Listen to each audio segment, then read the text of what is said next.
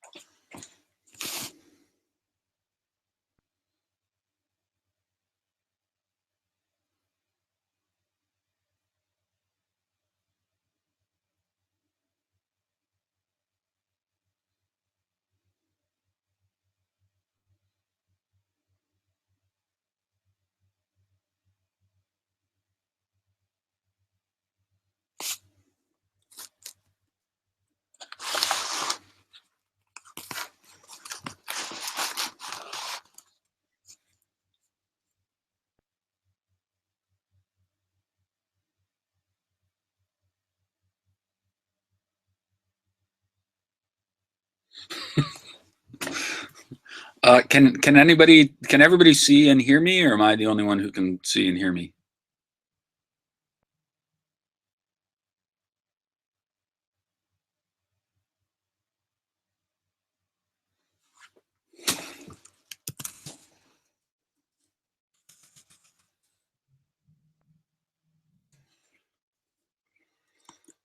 Great. All right. Well, it's good. It's good to be seen and heard, if kind of weird, because I cannot see and hear you. But I'm trusting that you're out there and not all Bruce's alternate personalities. Um, so I guess before we dig into, all I'm seeing are first names. Are any of you folks who I know or have spoken to or have met?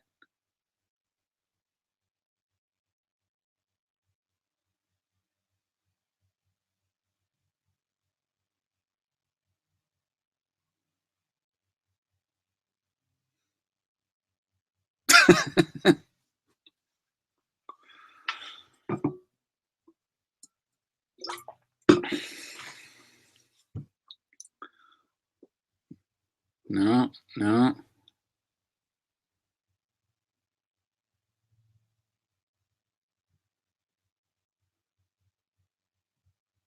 Oh,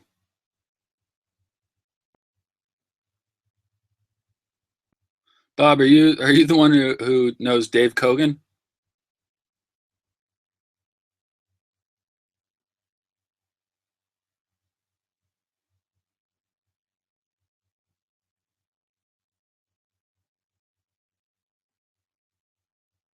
Got it. All right. Um, yeah, I think it'll be easiest if we dig in with a question. Otherwise, I will just sort of be kind of, all right. Here we go. Um, so I'm seeing from Luke, why is now the right time for the book? And Bob, why did you decide to write the book? I think I'll take those in reverse order, and we'll start with why did I decide to write the book, and maybe that'll get to why is now the right time. Why did I decide to write the book? I decided to write the book because I was really interested in the people. I was really interested in the stories. As I think we all, or many of us, Jellyfish fans, have been sitting with the same kind of general outline of the Jellyfish story for a long time, which is, these two guys who were friends in high school, and then, they joined one band and split off that, and then joined another and made a record, toured the world, joined another, or made another, toured the world, and then decided to split up and have not spoken since. And I think it was that last piece that really fascinated me, because bands break up all the time, and I guess people will not talk to each other after band breakups all the time, but usually there's a lot more acrimony there. And I thought it's so interesting that Andy and Roger split up and didn't seem to harbor any real ill will. They just were done with each other in this very almost cooperative way, so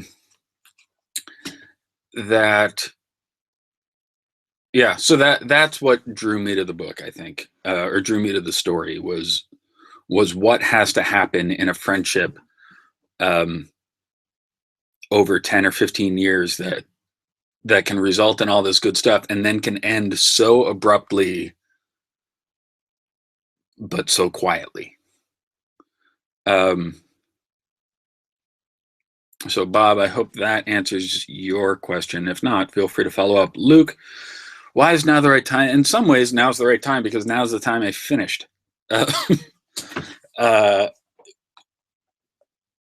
Life gets in the way, and I moved cross country. There was a lot going on for me that kind of kept getting in the way of my finishing the book.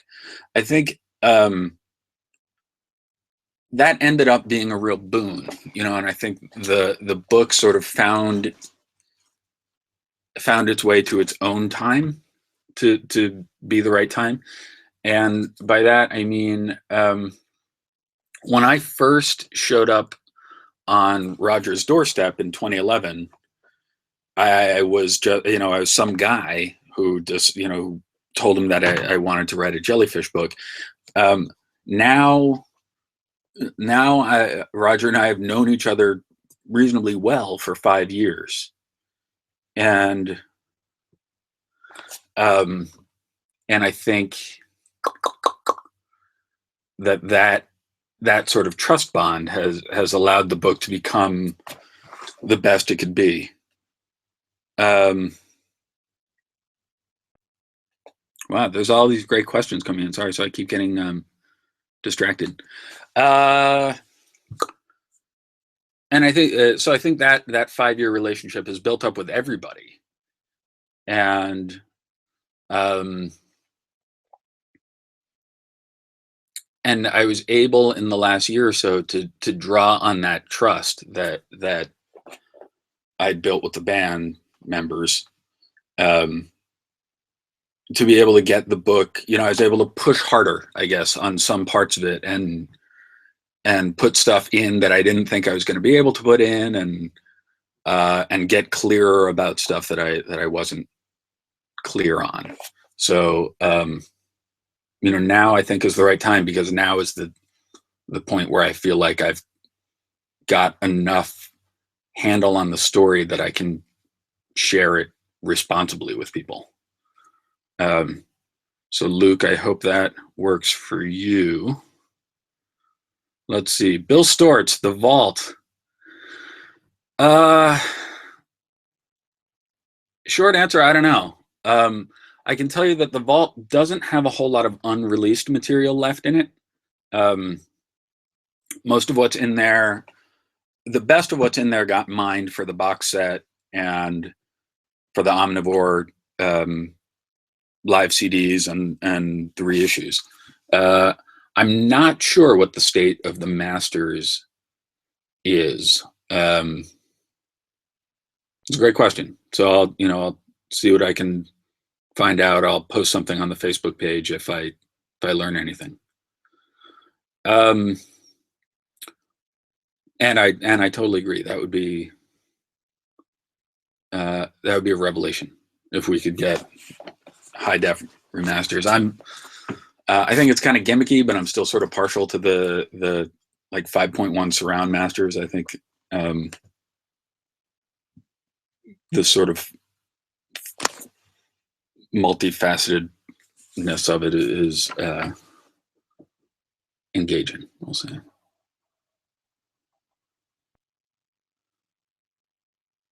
Oh, all right. So we got another Bill in here who's sort of confirmed that they pulled the best from the vault. Let's see. Do I get the feeling that the members accomplished what they set out to accomplish? Absolutely.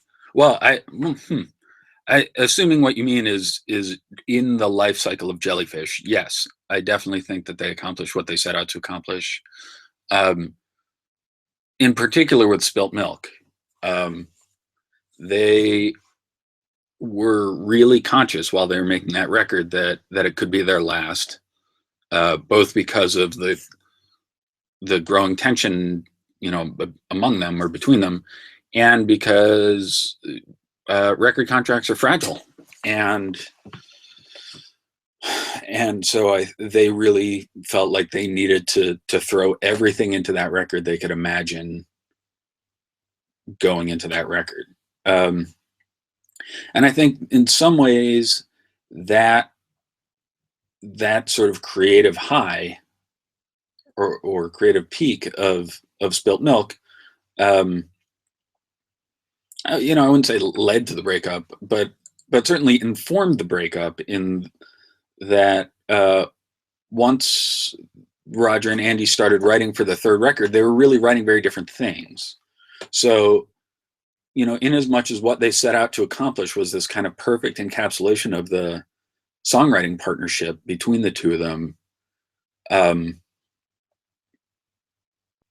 they did it, and all evidence suggests that songwriting partnership was unraveling afterwards.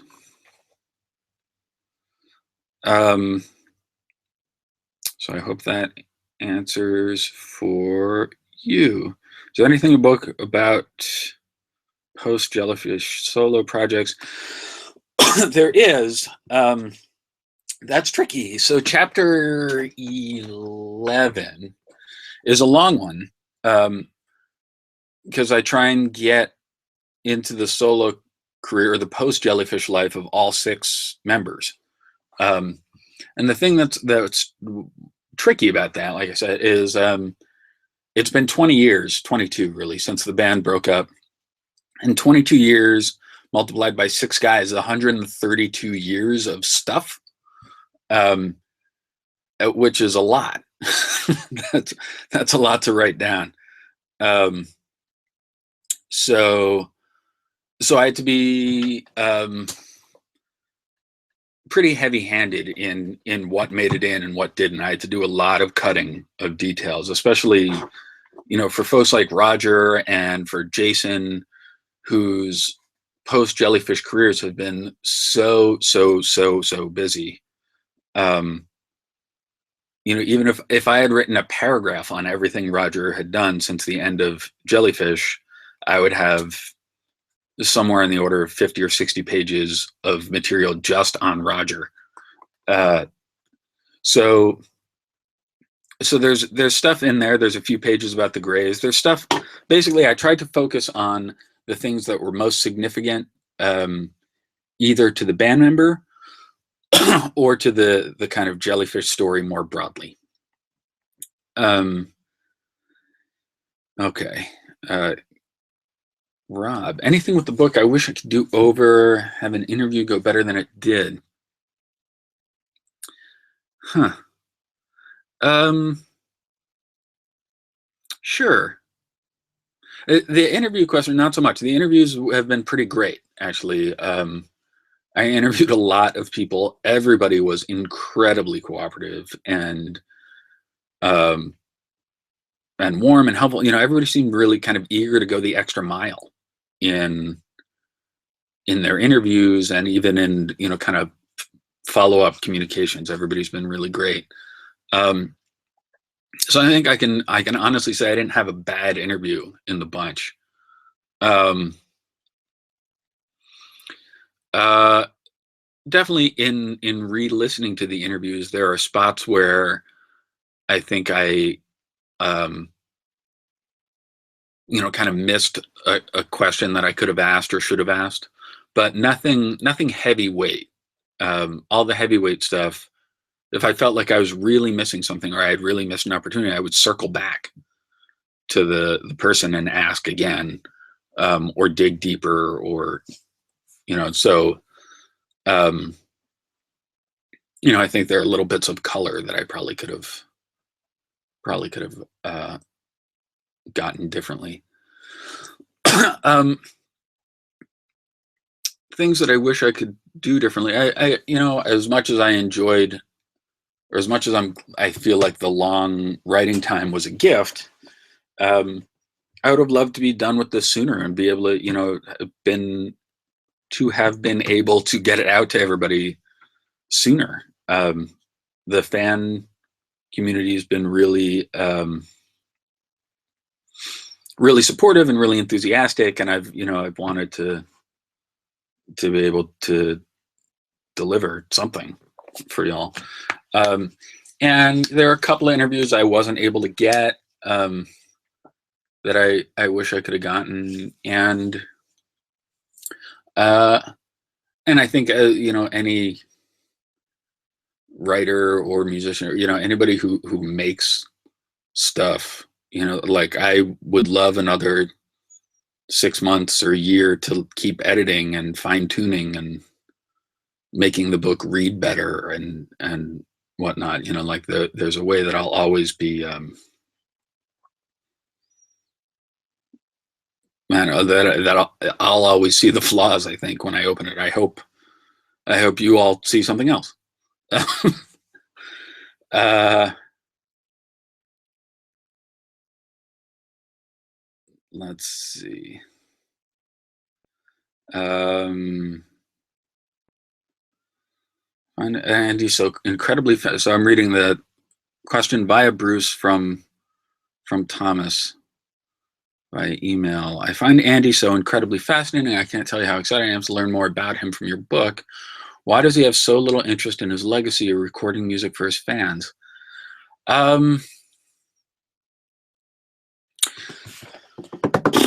That's a tough question. I think part of the answer, or I think what's tough about that question is its framing, and I think part of the answer lies in reframing it. That um, the I think we as fans, or I know that I as a fan tend to sort of see myself in relationship to an artist that I like and their music, and um, and I feel connected through it. I mean, I think that's kind of the point, and that's the joy. Um, and I think what's tricky is that the artists often feel connected to their fans, but it's a different sort of feeling. Like, and I guess more specifically, like I'm not sure that Andy makes music for his fans. I think he certainly loves and appreciates his fans, to this day. Has tremendously strong feelings and lots of affection, and um, I don't think he was. I don't think he makes music uh, because there are people there waiting for him to make music. I think he makes music because it's sort of stuck in him and he needs to get it out. Um, and he is gifted and fortunate in that when he's when he's gotten it out, there have been microphones around and people willing to press it onto records to sell. But I'm not sure that he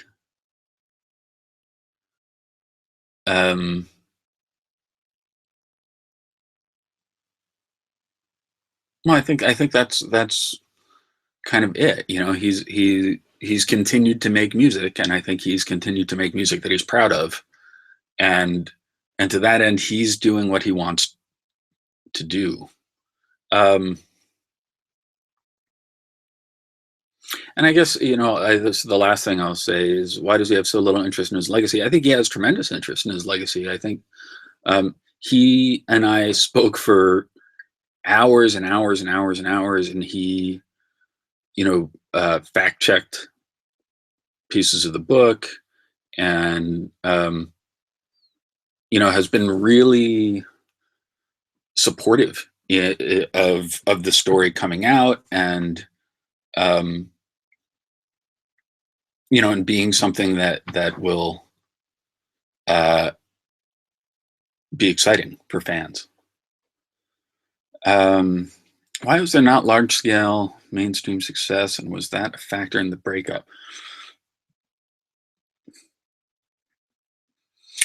Well, in some ways, that's the $1 million question, and you know, you might even say that's literally the $1 million question. Uh, I think, I mean, the bottom line is I don't know. You know, there's not any good reason sometimes why good music doesn't get picked up. Um, I think some of the contributing factors for Jellyfish were that Belly Button came out in August 1990, which was sort of like the tail end of the hair metal years, and Spilt Milk came out in February '93, which was um, you know, the beginning of the middle of grunge, and so they, in terms of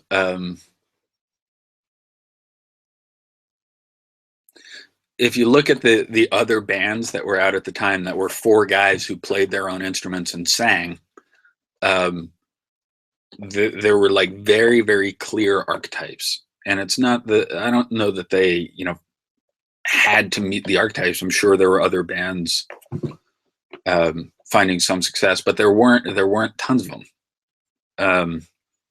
So I think that, you know, part of the problem is that there just wasn't a market, and Charisma, you know, Charisma pushed those records as hard as they knew how, and I think largely even the band feels, or at least Roger and Andy feel, like they were treated well at Charisma. I think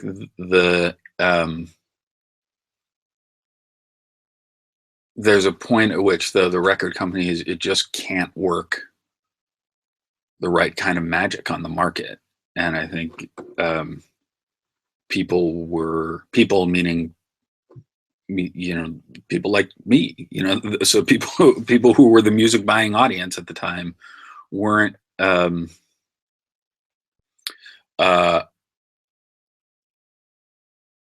know, weren't gobbling up Belly Button or Spilt Milk. I think there's probably also other pieces. I think like sometimes I like to get into this kind of heady space about, you know, like the 90s as this era of irony, and there's, you know, there's all kinds of kind of goofy timing issues and weird like questions of postmodernism. But I think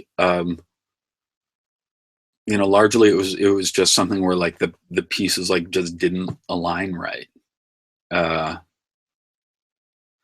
Do I think that was a factor in the breakup? Sure. I wouldn't say that they broke up because they weren't commercially successful. I would say that if they were wildly commercially successful, they might have stuck it out longer because um, it's easier to make something work that is working in some way. Uh, so being in a successful band with a strained personal relationship is by no means easy, but it's easier than being in an unsuccessful band built on a strained personal relationship. But that said, I don't know that they would have gone on much longer unless Andy and Roger's relationship had undergone some significant repairs in 94, 95. That was the real motivator, is that the friendship that was the central partnership of that band was not working anymore. And the band maybe could have limped along on a broken engine for a little bit longer.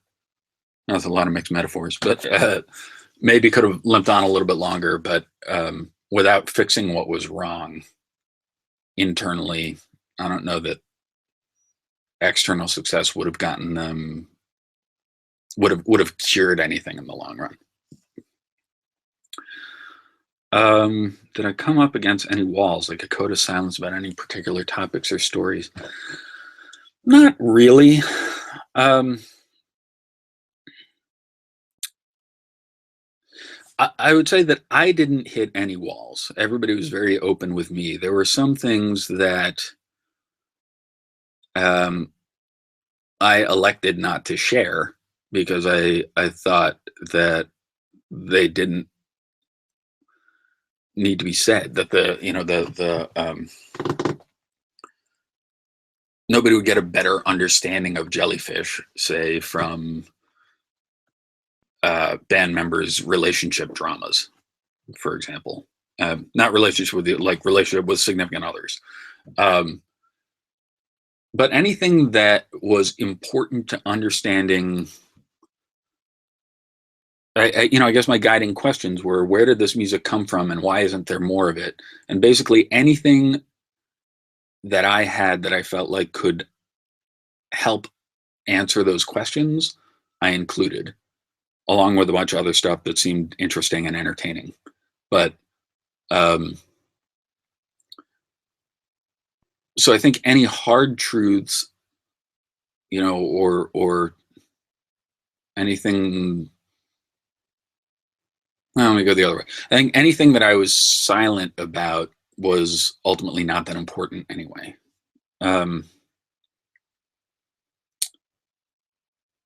John, question. Anything in the book about the rumored Andy album that was shelved? Not much. There's a little bit. There's the funny thing is there's not like that much of a story there.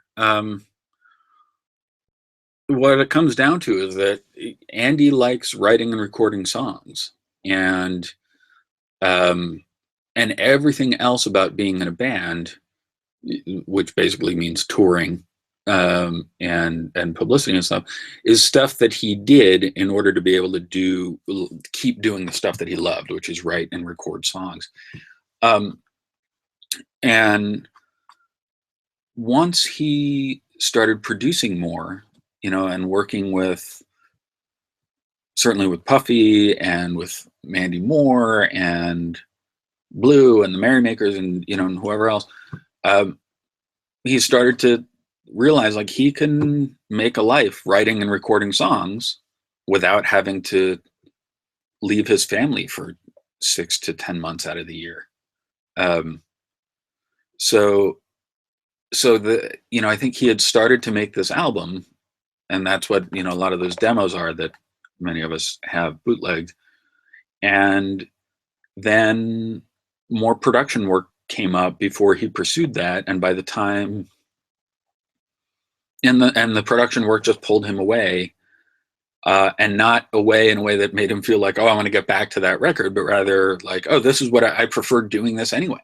I would rather be writing and producing music than making an album. So that's in there some, but it's ultimately there's not a ton of the best way to put it, I guess, is like um, the reason he left that one job is because he got a better job. um, what detail or story did you wish you could have included that you had to cut for space? Well, so there's a story that I heard and I wasn't able to confirm, and uh, I think it's a kind of story like I don't know if it's true, and I'm not sure it matters. But I'll share it, but I can't promise to you that this actually happened, um, as much as it's a piece of popular mythology in some circles. Um, so the story I got was that in the spring of 1990, Roger and Andy and Jason were finishing up recording Belly Button, and they were a hot act, even though they actually didn't have an act at that point. But they were this hot band, and there's a real like a good old fashioned major label bidding war. There were somewhere between 7 and 11 labels. Nobody quite has the right number. Interested in signing them and taking them out to dinner and making these lavish promises and whatnot. And one of the labels that was interested in them was Charisma, and the head of A&R for Charisma was a guy named Jeff Fenster, and the president of Charisma was Phil Quartararo, or Phil Q. And the story is that Charisma A&R set up a big meeting with the whole executive team to bring in a couple bands one day that they were really excited about, and they wanted the whole team to meet them and kind of get a sense of these bands that A&R was trying to sign. And so the first band shows up, and they're nice enough, and their music is good, but the meeting, it just doesn't click. They kind of sit there, and there's a lot of awkward silence. Nobody quite knows what to say to anybody, and it's not clear that Charisma really understands the band, and it's not clear that the band really is that interested in Charisma, and it just doesn't feel quite right. So they get up and leave after a little bit, and then the next band comes in. That's Jellyfish, and just right away, Jellyfish and Charisma A&R, or the Charisma executive team, just hit it off. They love each other. Charisma clearly understands the band clearly understands Charisma. They're excited about working together. They're kicking around cool promotional ideas, and everything's like really going great. They all spontaneously go out to lunch together, and everything's terrific. And when Jellyfish leaves, the executive team is like, we gotta, we need to sign these guys. They're terrific. We love them. They're going to be huge. And so a week or so later, the word comes down that Jellyfish is signed with Charisma, and the Charisma team is ecstatic that they liked both of these bands, but they're really excited that they got Jellyfish, because they felt like Jellyfish were just great guys making great music, and it was a shame that they weren't able to sign the other band, but it was okay. They heard that they had signed with Geffen, and were working on their second album called Nevermind. So that's the story. I think it's great. I think it's a winner. I think it's not clear that it happened. I think everybody working in music A&R in 1990 has a story or stories about how they were the ones who almost signed Nirvana, or discovered Nirvana, or were the first people to point out Nirvana, or whatever. And I think basically any rock you peek under, you're going to find a story about a label that just missed picking up Nirvana, and and signed Jellyfish instead, or Seven Mary Three, or whoever. Uh, so I didn't put it in. I got it from a reliable source, and I was able to semi-confirm it with another pretty reliable source. And then I also had another reliable source say that that definitely did not happen. Uh, so I left it out and figured that it's good material for something like this. All right. Question: would you agree that Andy feels grateful to have a good job making music and has less desire to be famous for it? It's so easy to assume that every musician wants to be a rock star. Maybe he just doesn't care about it. He definitely does not care about it. I think that's a good way to put it, Bob. Andy is very, very grateful for the good fortune he's had, and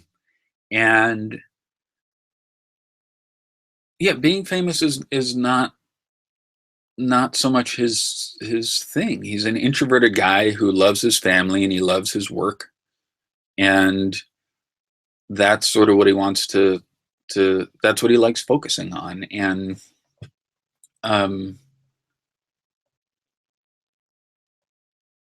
I think being, well, when it comes down to it, I guess being famous kind of gets in the way of, or can pretty easily get in the way of one's family and one's work. So I think he's really happy with what he did, what he's done, what he is doing, and yeah, I mean, I guess that's it. What I learned from the story that shocked or really surprised you? I think the biggest thing for me that shocked me was about Beatnik Beach. The story that I had always gotten about Beatnik Beach was that Andy and Roger were in this band, which was fronted by a guy named Chris Kettner. And Andy and Roger were writing these great songs, and Kettner just wasn't having it, and he kicked them out, or they quit because, because Kettner was so tight-fisted. And really, the opposite was true, or almost the opposite, to the extent that there's an opposite, I guess. But that's not true. Is that Kettner was actually really supportive of Andy and Roger, and they, to this day, have tremendous admiration and real love and respect for him, and he for them. And so, and Kettner actually did a lot to encourage their songwriting, a lot. He was the leader of that band, and at any point could have frozen them out or kind of boxed them out, and didn't. He invited them in, particularly Andy. He spent a lot of time before Roger joined the band working with Andy on songwriting and stage presence and confidence and music and everything. He was a real mentor in the best sense of the word. And it was so surprising to me to learn that I was under the impression that he was sort of awful, or at least was a real kind of barrier to their progress. And to learn that not only was he not a barrier, but he was this important kind of loving figure was surprising and delightful. Actually, it's one of my favorite things about being able to write the book, is being able to sort of clear his name a little bit. He's a remarkable guy, Chris Kettner, and talented in a million different ways, and super friendly, and he's everything that Andy and Roger told me he would be. And so that was the big shock for me, I guess, was that the one of the story's few villains turned out to actually be a hero. How funny about belly button and Nevermind. That is funny. You could have worked for Charisma. Will Andy ever appear in public again? Will he ever perform again publicly, even if it's not with Jellyfish? I don't know. I wouldn't rule it out, because I think. Well, so I was thinking the the first generation of rockers, the '60s guys, are they've got to be, the Who must be in their 70s at this point, or close. Um, so there's a career to perform rock pop music, or there's space to perform rock pop music as a career into your 70s, and Andy is 51. Um, so even if he spent enough, even if 10 years from now he decided that he wanted to perform, he still could. There'd still be some room somewhere in the world for him to do that. So I guess I like to leave the possibility open for anything. I think people change over time, and things that seemed hard or impossible, or situations that seemed hard or impossible for somebody to deal with, eventually become not that hard or more possible. So I wouldn't rule out that Andy's gonna perform publicly. I wouldn't go combing the newspapers for the listings just now. But I know that he loves making music, and he loves playing it. And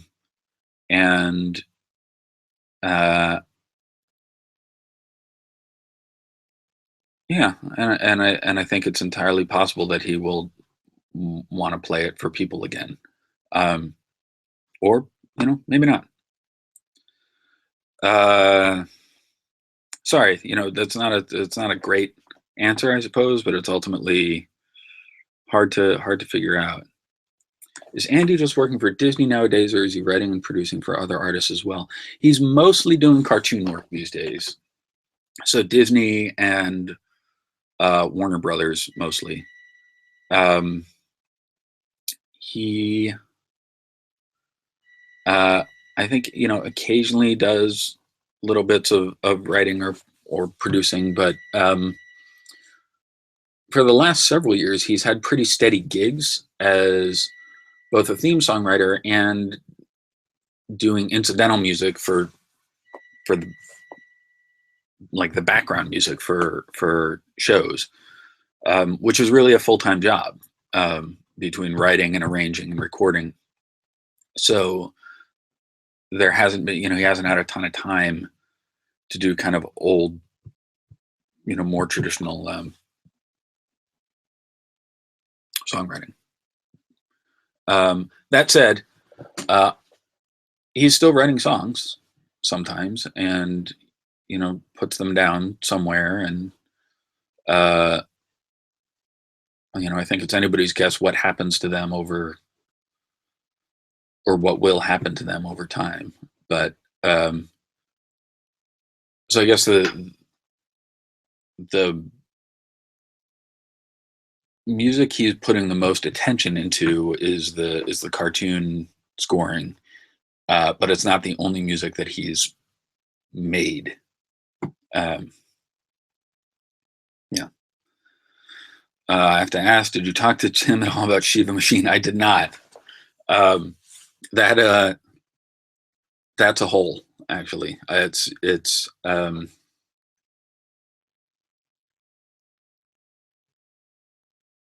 yeah. There's I think between the producers and Jellyfish and Umajets, and then Sheryl Crow and Noel, I was kind of I was pretty fixated on Tim's biggest stepping stones, and so I didn't get to Shiva Machine.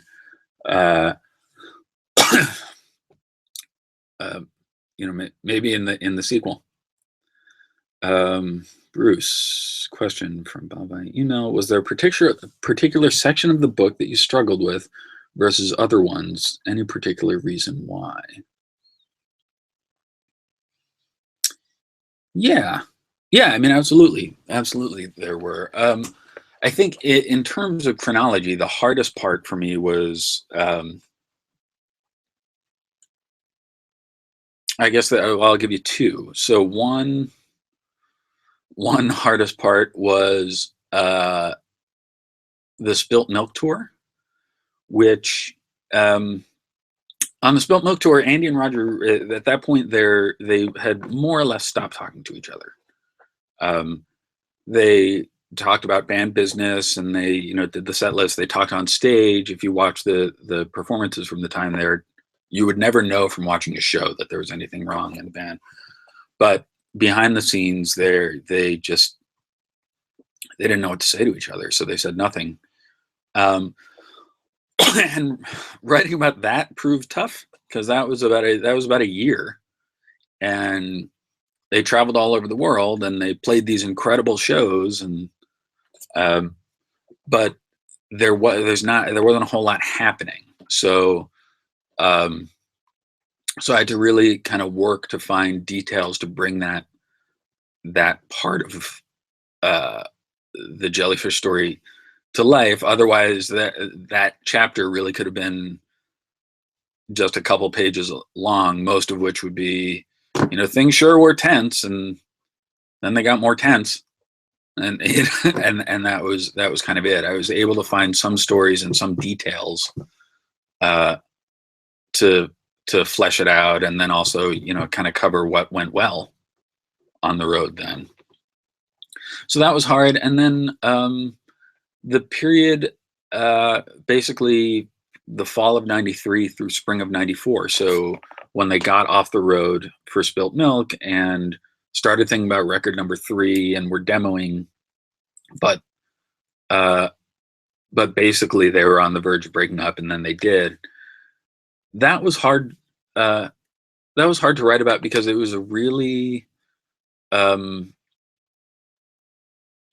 was a really emotional time. It was also like a very cerebral time. Andy and Roger are both really smart, kind of heady guys who spend a lot of time thinking, and so trying to sort of lay out that period and convey the the combination of tension and hope and sadness and relief that was sort of knit through there um, was hard. It was hard to get a handle on that and to try and talk about it in a way that made it real. Um, uh, yeah, I think those are the most pointed struggles for me. Um, I think I guess another thing I'll say is that it was hard to write about. The 10th chapter is about the the legacy of the music, and so I talked some about the box set and about the tribute record and things like that. And um, it was hard to get through that without basically sort of gushing. I didn't really want to write a kind of thrilling fanboy kind of I love Jellyfish chapter. Um, but I also wanted to really at least lay out the facts of what their music had been doing and how people have been receiving it since then. Um, let's see. Do you have current sales figures for Jellyfish since the Omnivore reissues? When the box set was released, SoundScan Billboard tallied 269 for both albums, which is absolutely criminally mind-blowing. Yeah.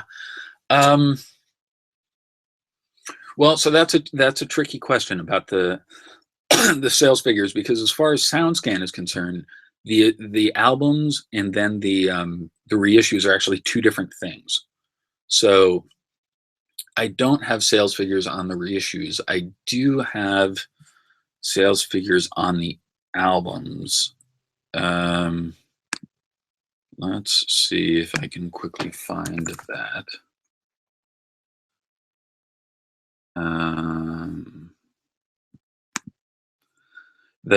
They were surprisingly low. So I can tell you that. This, no, it's not. It's not immediately in front of me.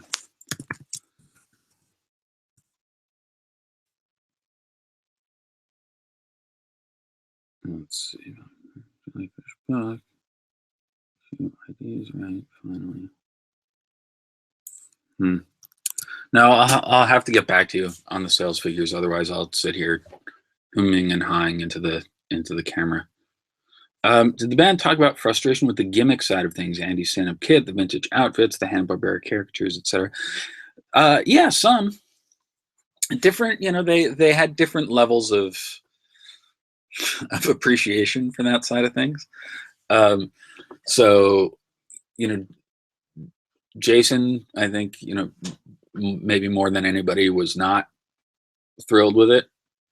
I think he worried that the flamboyance maybe got in the way of people taking the music seriously. Definitely, there were lots of concerns within Charisma and from Jellyfish's management that they were distracting from the music. The sort of famous quote is that Jellyfish's stage show, with respect to its music, was like putting a clown's nose on the Mona Lisa. That was the. I think Andy's stand-up kit was not so much a gimmick, in the same way that the clothes or the bubble machines or whatever were. I think they, even going back to Beatnik Beach, he was doing so much singing that they really felt like it made sense to have him at the front of the stage. And I think, Andy's a big guy. I think that's like one of the things that kind of gets lost in a lot of the videos and the pictures, but he's tall, 6'3" maybe, and kind of broad-shouldered, if lean.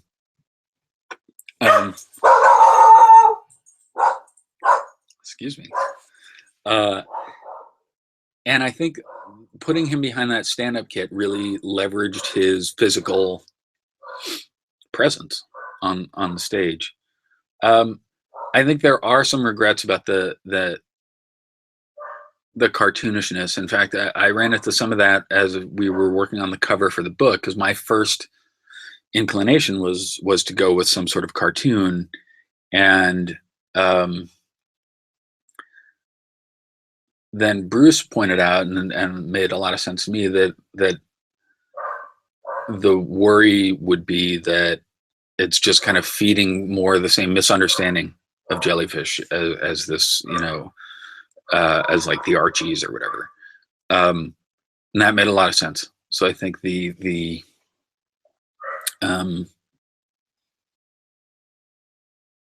think you saw it a lot in the second tour, where things got toned down, clothing wise and stage presence wise, and it was there was still an element of performance and spectacle, but it wasn't so kind of in your face whimsical. Will Roger and Andy ever speak to each other again? When? I don't know. I don't know if they'll speak to each other again. I certainly don't know when. I can tell you that they exchanged emails a couple of years ago as I started work on the book, and they were both revisiting the story and thinking about each other a bunch.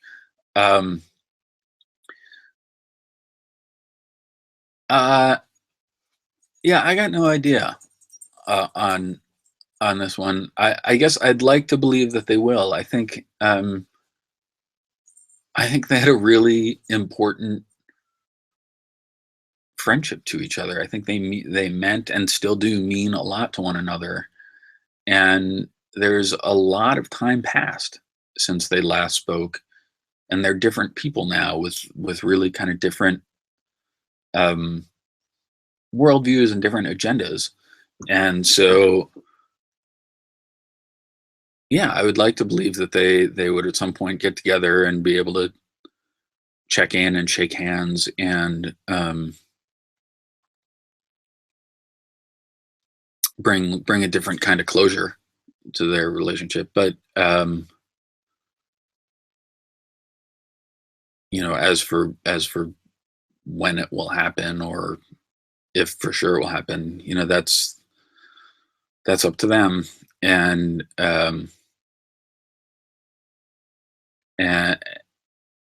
well, it's like up to them, and it's up to the passage of time, I guess.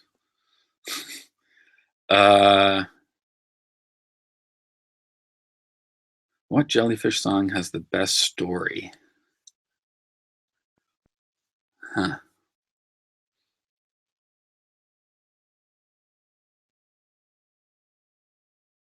Well, I don't know. Here's something. So there's old concert footage. Oh, of course, because there's no new concert footage of Jellyfish. There's concert footage um, where Andy tells this story to the crowd about how Rod Stewart was going to cover "I Want to Stay Home," which he did, and eventually released. It's atrocious.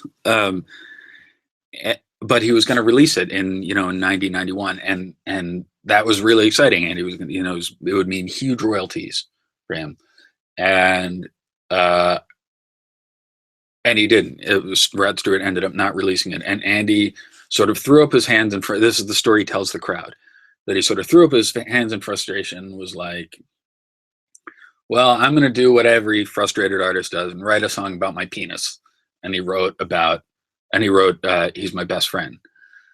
So I had seen that in the video, and that's more or less what I wrote down. And then when I um, gave Andy that chapter to proof, he got to that paragraph and wrote back, and he's like, "That doesn't make any sense. Rod Stewart didn't record my song, so I wrote a song about my dick. Like, what? That didn't happen. Like, that's crazy." And I'm like, I agree. That is crazy. That doesn't make a whole lot of sense to me. And um, and he sort of laid out a slightly different um, path for that story, for that song's germination. And um, and frankly, the story he gave me makes a whole lot more sense. It's not nearly as colorful, but it adds up better. Uh, but I sort of found that funny because I think, I guess what's funny to me is the story of writing about the story of that song was how sort of perplexed Andy was by, like, where did you come up with this? And I'm like, I was writing down what you said. Um, so there's that. I think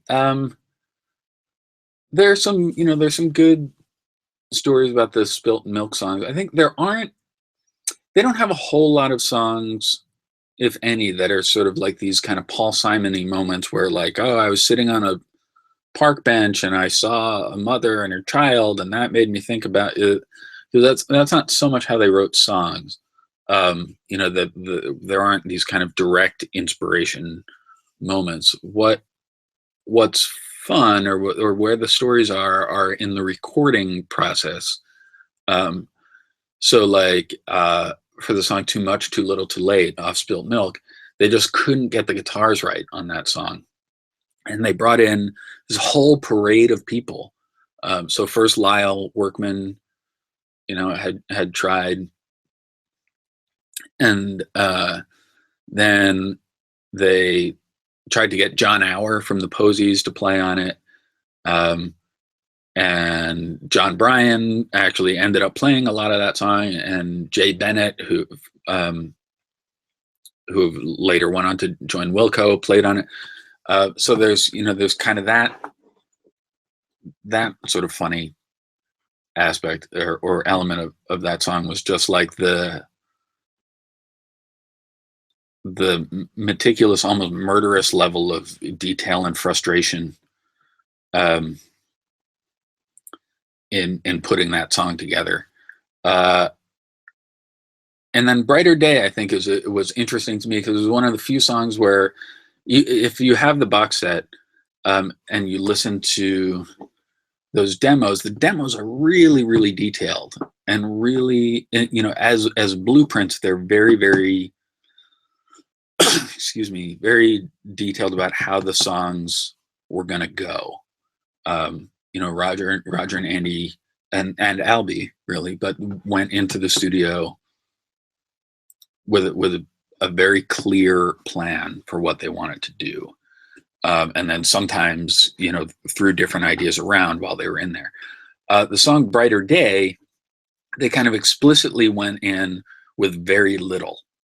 And the goal was to get everyone who played on the record to throw something onto that song. And so the song kind of came together. And if you listen to it, it's incredibly crowded and complicated. And so the song came together into this big, lurching kind of circus music song. And the night before he recorded the vocal, Andy was still working the lyrics out because he and Roger hadn't written the song as a music and lyrics thing. They didn't go in with a plan or a structure. It just kind of developed a plan and structure over the course of the sessions. And I think, pretty cleverly, he ended up taking this kind of circus music song and writing a song about the circus. I find there's something really lovely about that, and I'm not sure I can articulate what it is, but I think that's probably the story of a song that I am sort of most charmed by, anyway. Let's see. Was there any time during the interviews with different band members whereby they discussed with you what kind of music they're listening to these days? Not really. Little bits. But there wasn't a ton of like, so what are you listening to these days? It was more just we would get sidetracked talking about other bands or other music or whatever. They all have pretty eclectic tastes. So I think it's say Roger listens to pretty much everything. I think Jason has the highest or narrowest standards. He has a real kind of feeling of like that music needs to be great or it's not worth listening to. And Andy, I think, Andy listens to a lot of stuff as well and has a real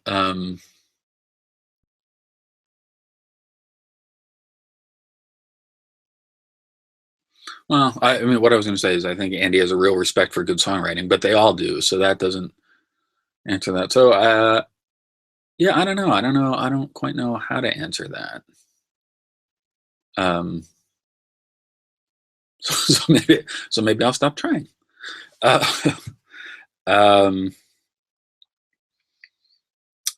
Bruce, we sold 7,000 copies of the box set. What band or artist do you think best represents the legacy of the band music-wise nowadays? Tough call.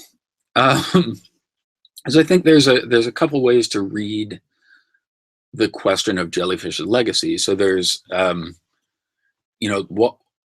we could think about that as like what band do I think is doing the most Jellyfish-ish sounding stuff.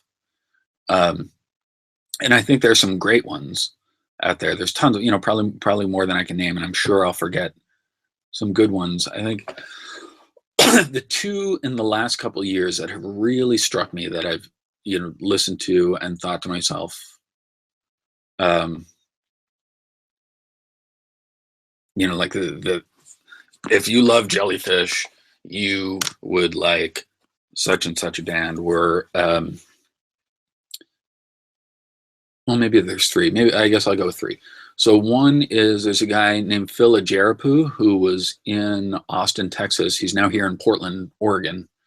And he put out a record a couple years ago called Sing Along Until You Feel Better. And it's phenomenal. And smart and poppy and,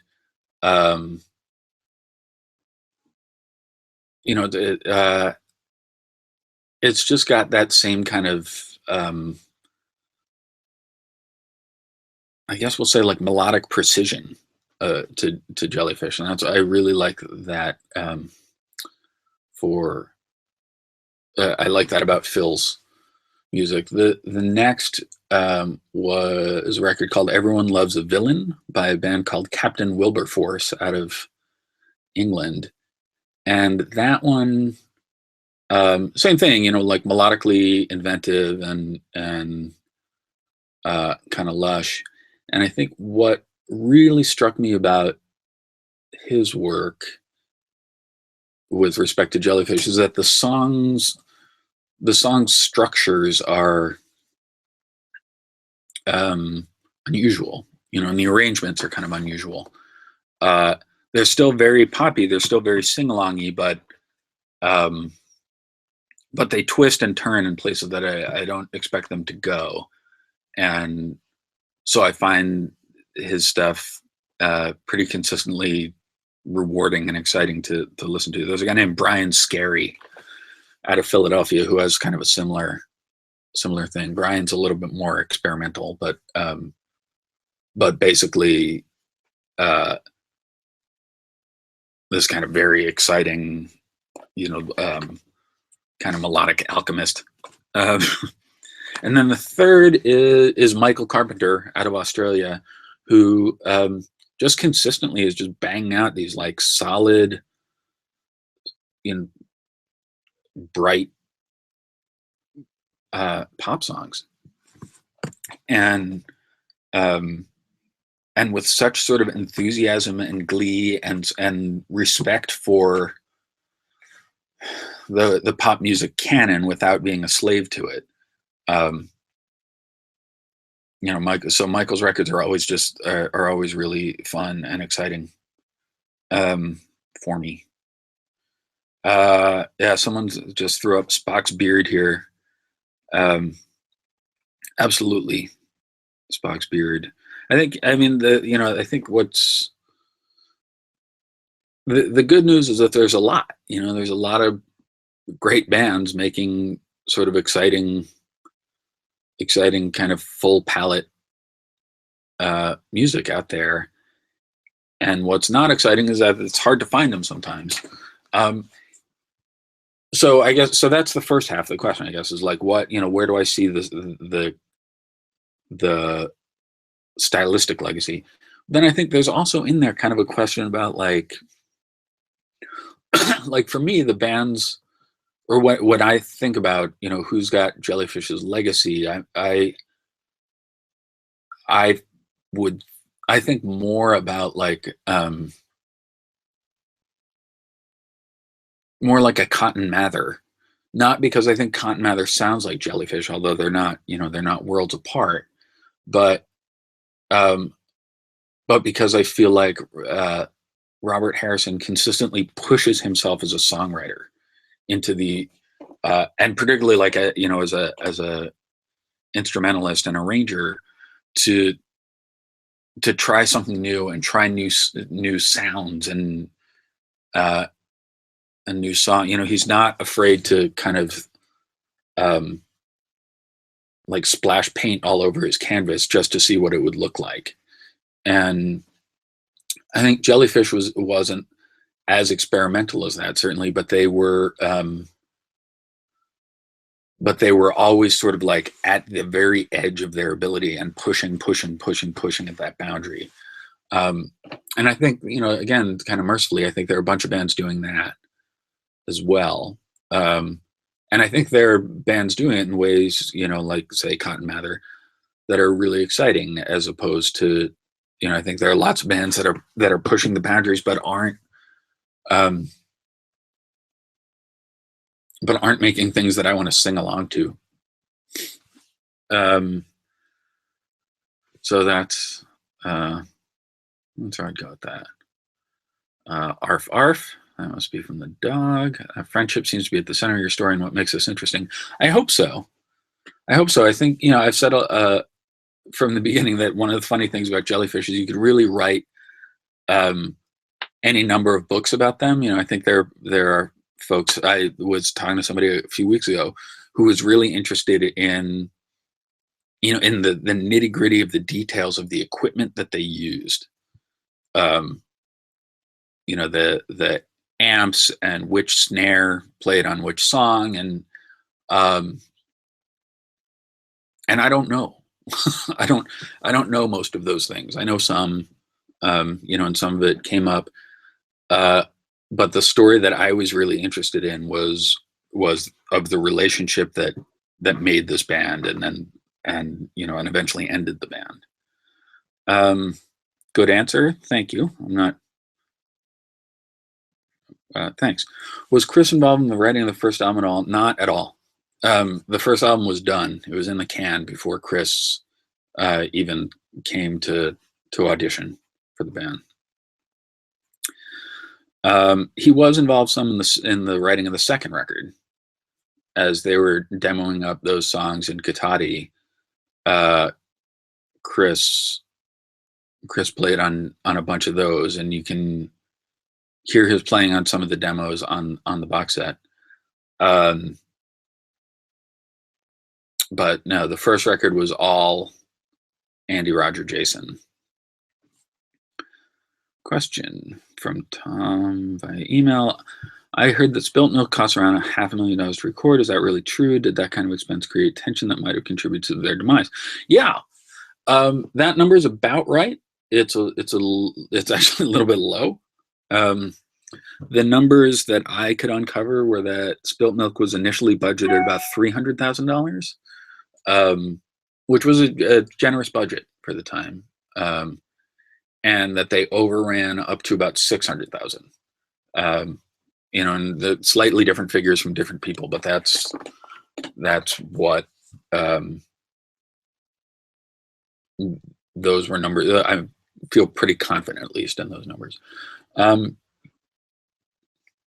I think, sure, that expense definitely created tension, and I think in a couple ways. So one was that Jellyfish made this record and dug themselves into such a hole with it that they would have had to, break pretty big for the record to pay itself off. And so that's hard. They basically continued to set the commercial bar higher and higher for themselves. And I think where I would say that the most tension that ended the band, or that contributed to the end of the band, I guess, came from, is that because Spilt Milk was such an expression of Andy and Roger's intentions, it was so the record that they wanted to make, and so the record that they cared about and loved and were putting out for the world, to have it be so lavish and not kind of catch, I think is hard, almost, bordering on hurtful, I think, at times. So I think, I guess the gap between the expense and what the record made created, if not tension, maybe, you know, created a kind of disappointment that I think is hard. I think hard to carry around and hard to carry around the world and sing about. Um, yeah. What's the quintessential Jellyfish track? Well, I mean, obviously it depends on who you ask. Um, Andy and Roger both say "New Mistake" off Spilt Milk. I would say "New Mistake" off Spilt Milk. Um, I think that song has got everything that I love about Jellyfish in it. I think it's got a really unusual, kind of complicated melody. I think the production of it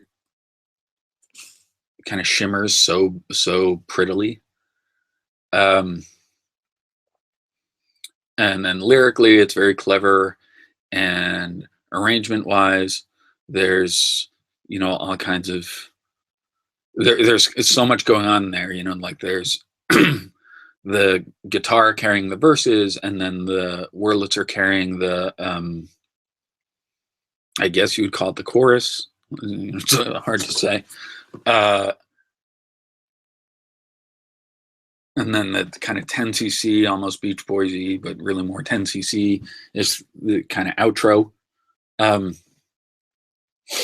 so that's the one for me, and I think for them, I think there are other songs that I think don't necessarily typify Jellyfish. You know, that I guess in the course of writing the book, when a number of people have said, "I've never heard of these people.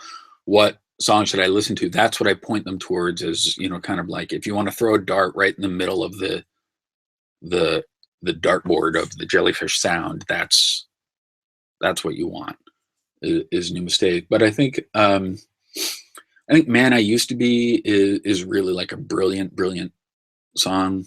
Um, uh, and this kind of great fusion of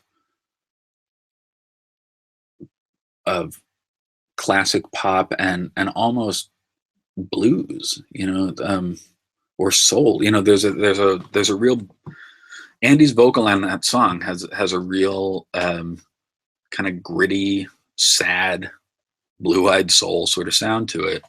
And lyrically, it's extraordinary. You know, just heart-wrenching and not a word wasted. Um, so, you know, I don't know that I would say it's the typical Jellyfish song or the archetypical Jellyfish song, but I think it is, like, if we were trying to enter Jellyfish in some sort of you know, abstract songwriting competition, that's one we could hand in as like, here's another incredible song that this band put together. I've always thought Bedspring Kiss is phenomenal. It's just such a mix of styles and of sounds. Yeah.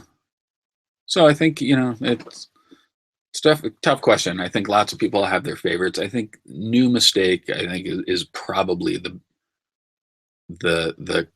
purest, cleanest example of Jellyfish or whatever. How did Andy and Roger get connected with Ringo, and how did those sessions go? Andy and Roger got connected with Ringo through Don Was, the producer. And Don was working with Ringo on his new album, and I think was looking outward for songwriters to kind of keep the Ringo's work relevant, and probably, you know, and for good songs. And so he reached out to them then, and they, you know, obviously they were thrilled. They worked up 4 demos for the Ringo record. Don Was and Ringo chose the song that Andy and Roger liked least, and and brought them in. I think the sessions went well. Don Was is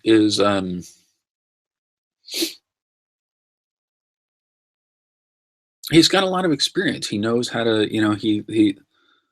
he can run sessions, and particularly like high stakes sessions, like a Ringo Starr or Brian Wilson or whatever. And um, so I think the sessions were pretty enjoyable and professional. Um, and Andy and Roger ended up singing or doing a bunch of work on that album. So it was exciting for them. I think, like they're not the sort of breathless, giddy type so much. They get excited, really excited, but also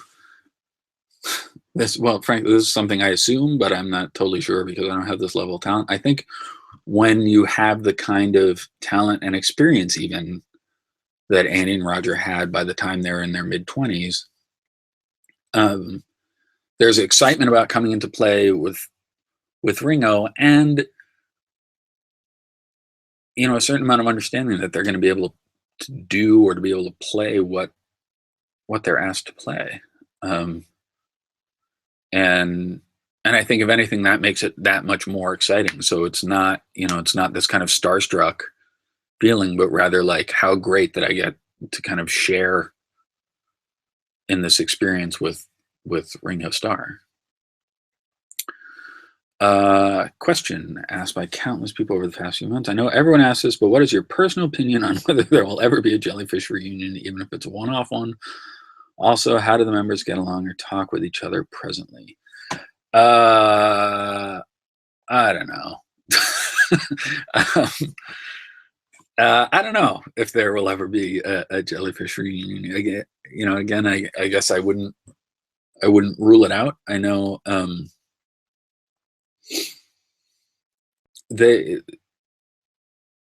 everyone in that band has a terrific respect for the work that they did in that band, and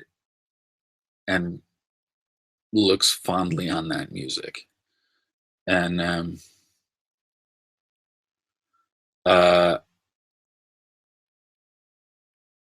and so I guess I would say I wouldn't rule it out, not just because I mean, like, I wouldn't rule out most things, and I wouldn't rule it out because I can imagine a way where it could happen, where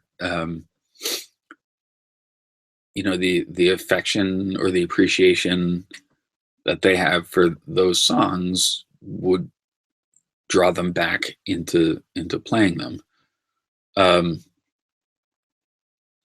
So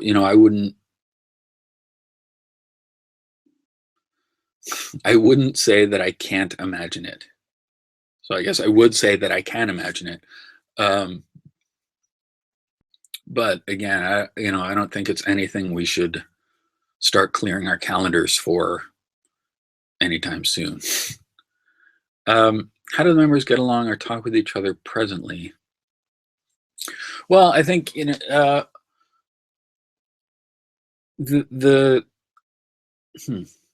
so Andy's pretty quiet. He keeps a pretty tight circle of people who he trusts and who he loves, and the others are all much more public, and I don't think they like hang out and talk a ton, but it's not because they're trying not to. It's because they have a million things going on. Tim is off with Noel Gallagher, and he's just constantly circling the globe. And Roger's mostly busy with Beck, but has so much session work coming in that he again, like, doesn't have a ton of time for nostalgia. Jason as well. I mean, Jason and Roger obviously see each other as members of Beck's band, and And at this point, they go back almost 30 years. So they have their, their friendship. And Eric, uh,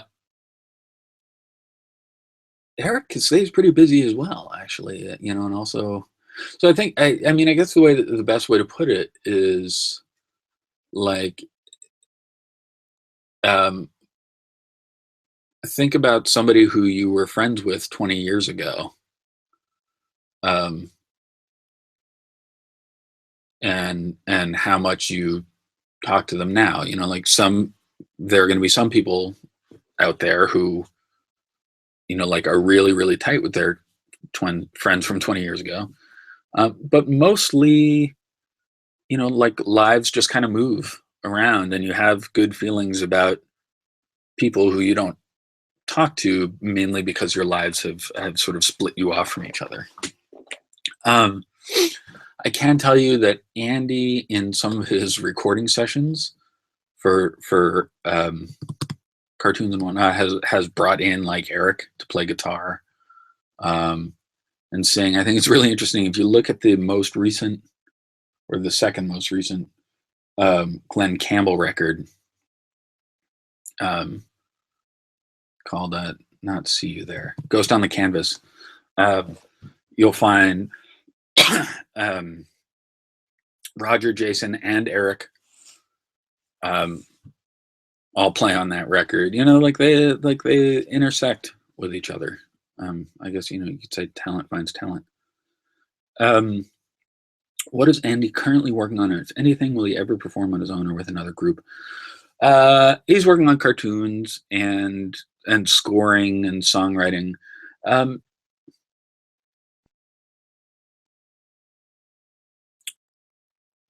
It's not clear what he'll do next. Well, sorry, let me back up on that, because that sounded like this kind of cryptic. That it's, I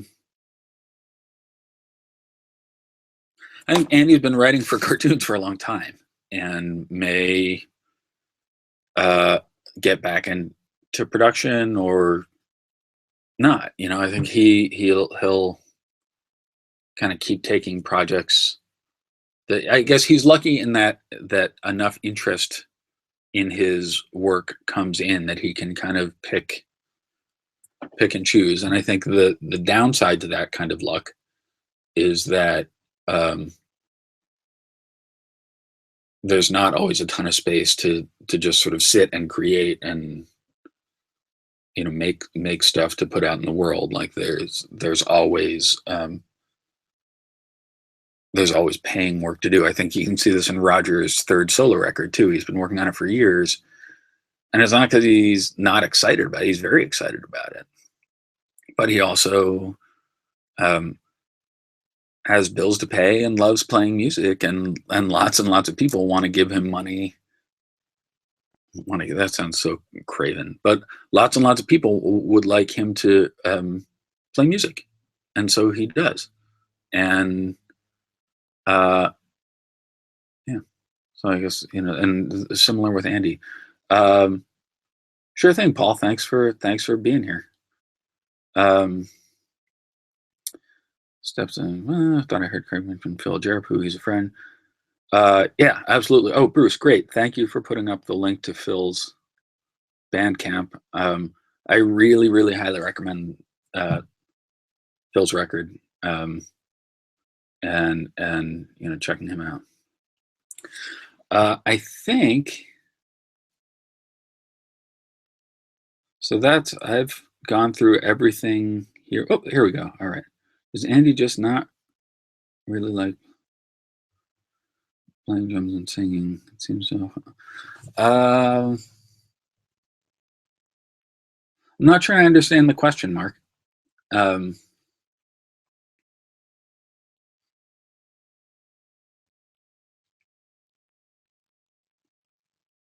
Seems so like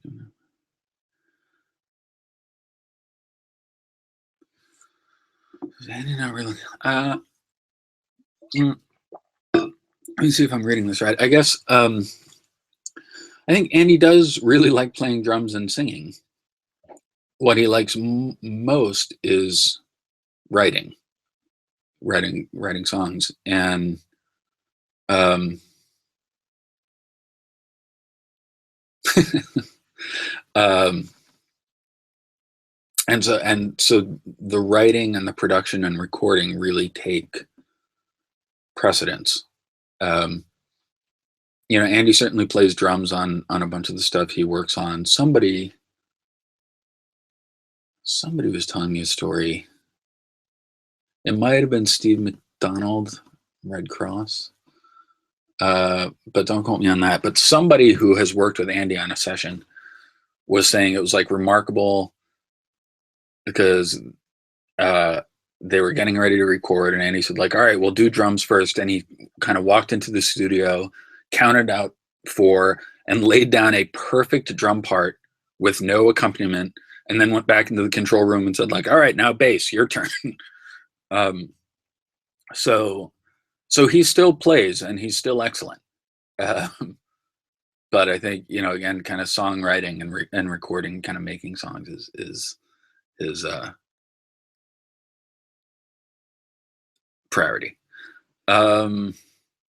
Sorry, Bruce can't answer and geek out with questions about fan club. You can certainly try throwing some fan club questions my way. I talked a bunch to Bruce and some to oh, thanks, Mark. To Kevin Flaherty, who's the box set was really Kevin's kind of brainchild. So throw them in. Let's see what we can find. Paul, what's my next project? Thanks, man. I don't know. I'm kicking around a bunch of ideas, and have started kind of, the best way to put it is I've started kind of peeking under rocks for other bands and other artists and kind of and scenes to see what's under there. And then I've been kind of digging further. A couple times I've put the rock back down because it's not clear that what's under there is something that I want to, or something I ought to write about right now.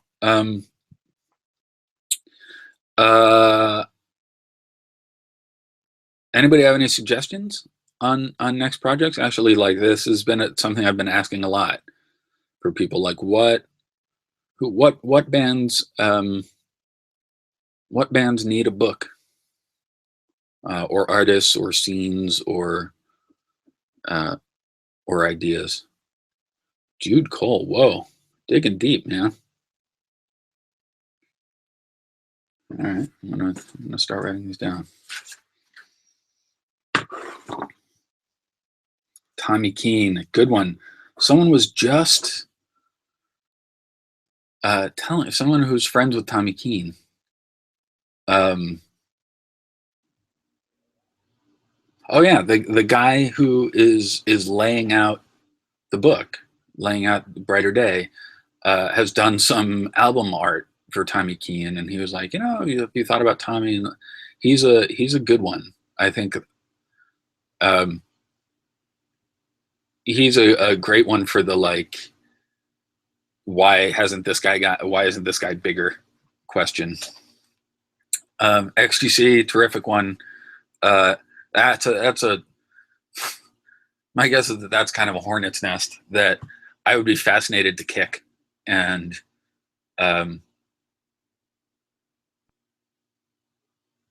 I think I don't think I'm quite ready to take them on next, but I would love that. They're a good one for the short list. I would love to get to them eventually. I think like, what a hell of a story, and so much talent and so much influence. Velvet Crush, I would love to write about Velvet Crush.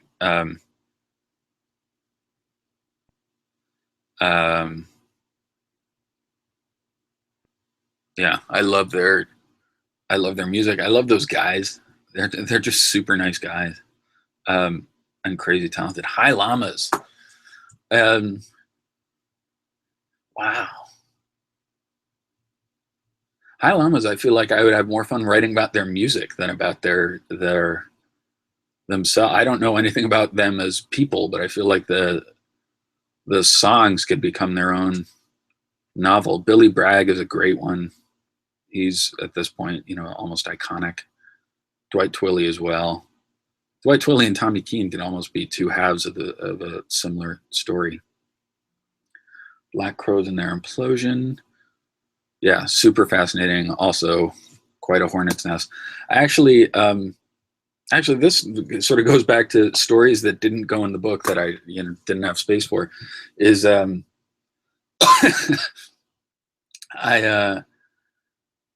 really wanted to interview Chris Robinson about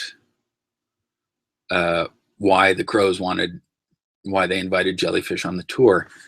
And, I sent stuff to his management. And I poked at him from all the usual angles and nothing. And then I was out with friends one afternoon or evening here in Portland, and this tour bus pulled into the parking lot of the bar where we were. And it was the Chris Robinson Brotherhood. And I was like, this is fate. I got to do this.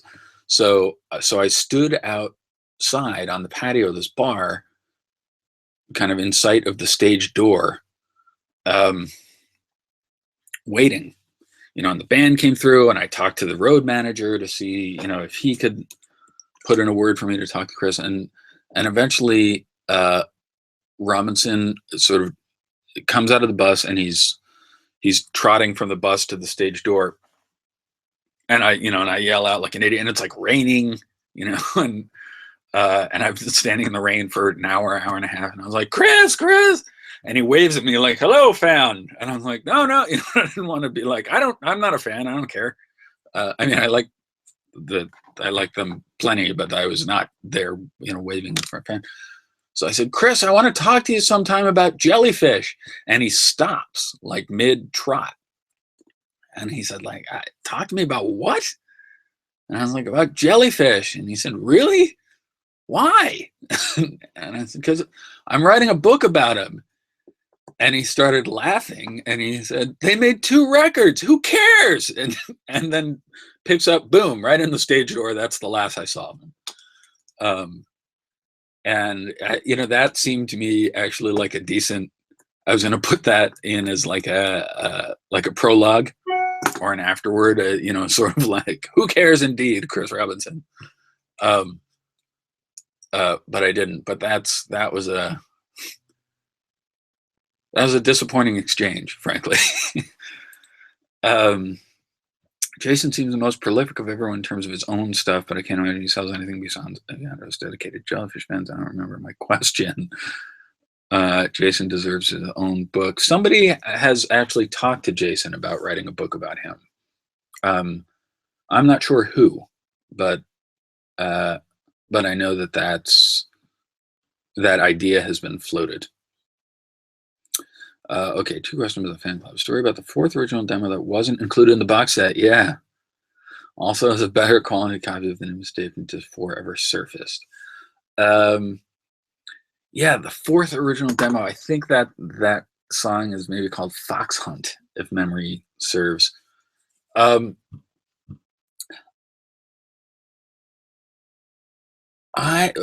never heard Fox Hunt. It didn't make the box set, in part because it didn't make the box set because neither Andy nor Roger likes the song. And I think at this point it's also buried pretty deep in their closets.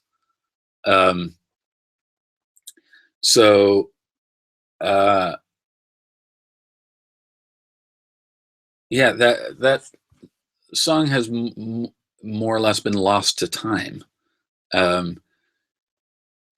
or discarded to time. But point being, I think Fox Hunt is kind of a great mystery for everybody but Andy and Roger. Actually, now that John Carter has passed away, I'm not sure that there's anybody out there who would potentially remember the song who had heard it. Better quality copy of New Mistake from disc 4 ever surfaced? No, not that I know of.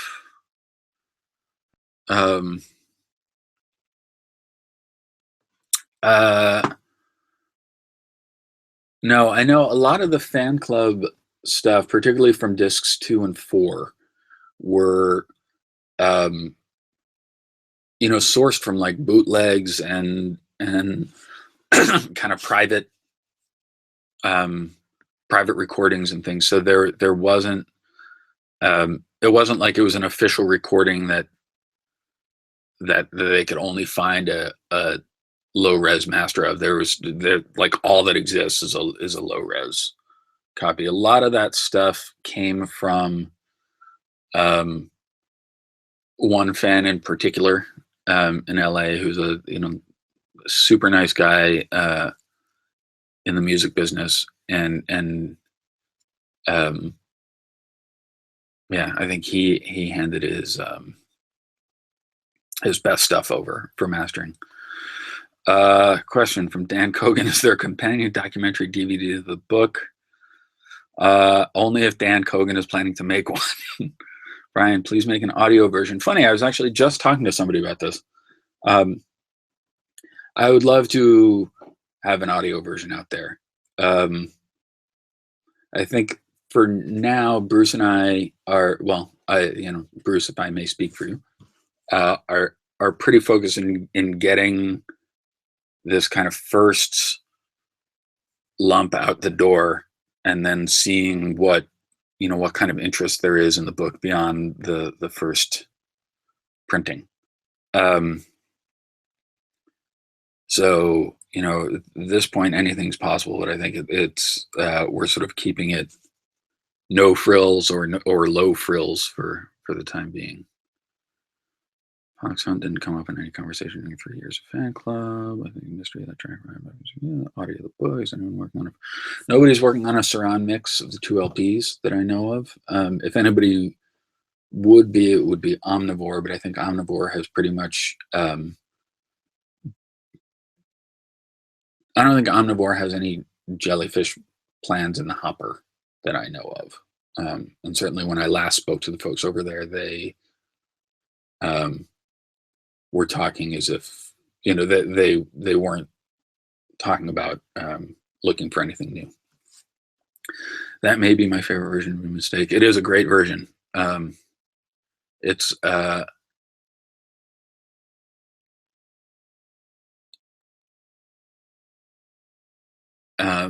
there's a forcefulness to it, I think, that's really appealing.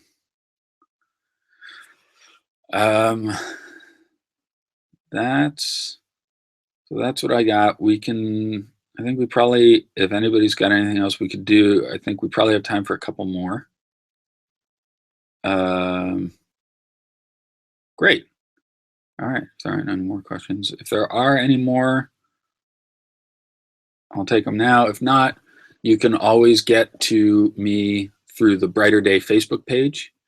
So if you go to Facebook and search Brighter Day Jellyfish Story, you'll get to the page. And you can always message that page, and that'll come to me. Or you can get to me through Bruce or through the pages. The other thing, oh my gosh, how could I almost forgot? So Bruce, this is actually news for you too. July 16th. So about 3.5 weeks. July 16th, we're going to be doing a reading of the book here in Portland, Oregon at Music Millennium. It's a record store on the east side. So we'll do a little reading, some Q&A, just kind of hanging out and having fun and enjoying Jellyfish. So anyone in Portland or anyone who wants to come to Portland or whatever, July 16th, Saturday, 5 p.m. at Music Millennium. We'd love to see you there. And then the book, we will be shipping it first week of July, I believe. And it should be in your hand shortly thereafter. We're going to stream that. I assume you mean the thing from Music Millennium. I doubt it. But yeah. Bruce, are you saying July 10th for shipping or for arrival?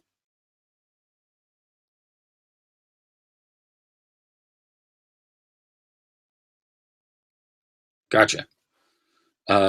Ross will be at Music Millennium on the 17th. Huh. Well, we should meet up. Okie doke. So that's that. Thanks so much, everybody, for coming in for this. This is super fun. I've been thinking about this book and sort of juggling pieces of it for so long that it's like such a relief to be able to talk about it and share it with somebody who, or some buddies who like give a shit. So so this is a real privilege, and I really do appreciate it. Chris Bell from Big Star, great one. Thank you, Kristen.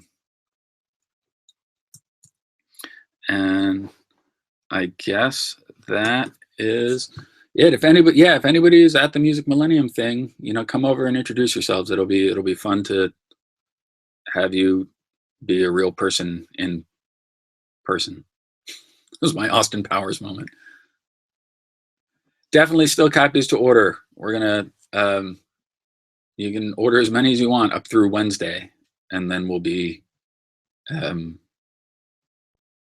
of closing the window.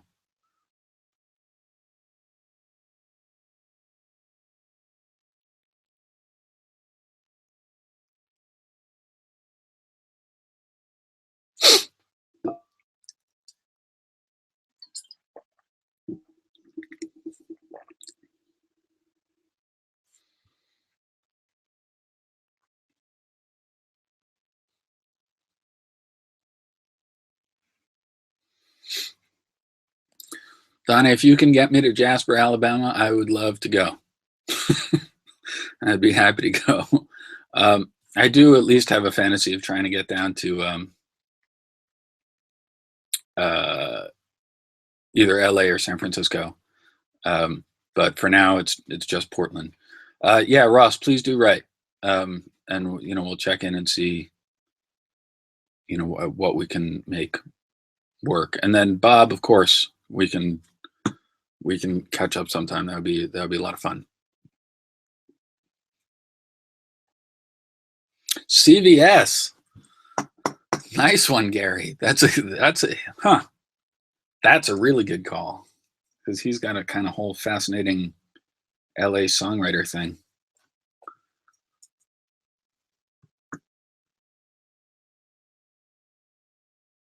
And funny to boot. All right, count me in.